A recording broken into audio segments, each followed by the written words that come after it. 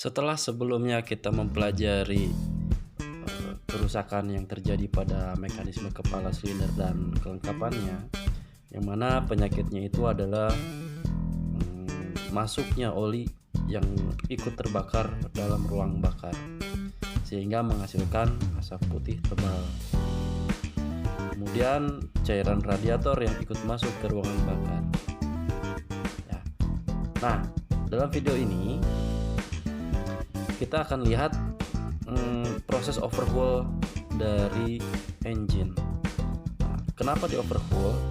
Asal muasalnya adalah ketika mobil Toyota Avanza Veloz ini dengan berjenis Veloz ya, keluaran tahun 2014, ketika pagi-pagi dinyalakan memang masih normal, tetapi beberapa menit kemudian terdengar suara geletak di dalam mesin.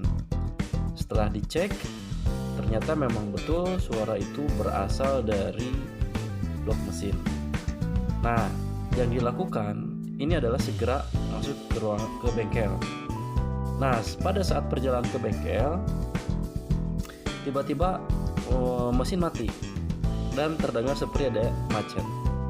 Nah, setelah dilakukan pemeriksaan, ternyata yang dilihat itu mesin sudah seperti ini, yang mana blok mesinnya itu pecah. Kemudian ketika dilakukan pengecekan, dibongkar, terdapat air di dalam blok mesin ini. Nah, kemudian dilakukanlah turun mesin atau overhaul. Nah, ketika dilakukan overhaul, memang betul terdapat cairan yang masuk ke dalam ruang bakar, bahkan ke dalam karternya. Nah, yang jadi pertanyaan, kenapa sampai cairan ini bisa masuk ke blok mesin? Ya, kenapa? Kemudian kenapa pula blok mesin ini sampai patah atau retak, bahkan sampai bolong kalau kalian lihat tadi.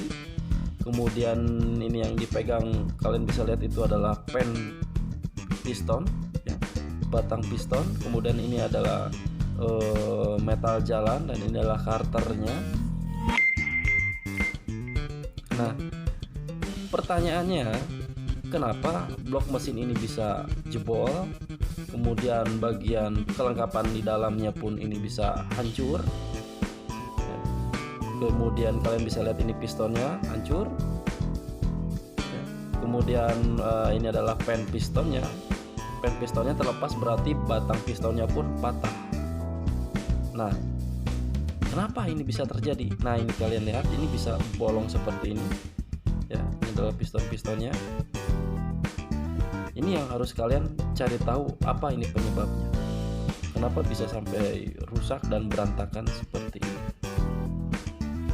Baik, silakan cari literatur yang relevan, ya, cari literatur yang relevan. Kemudian kalian diskusi sesuai dengan kelompok yang telah ditentukan.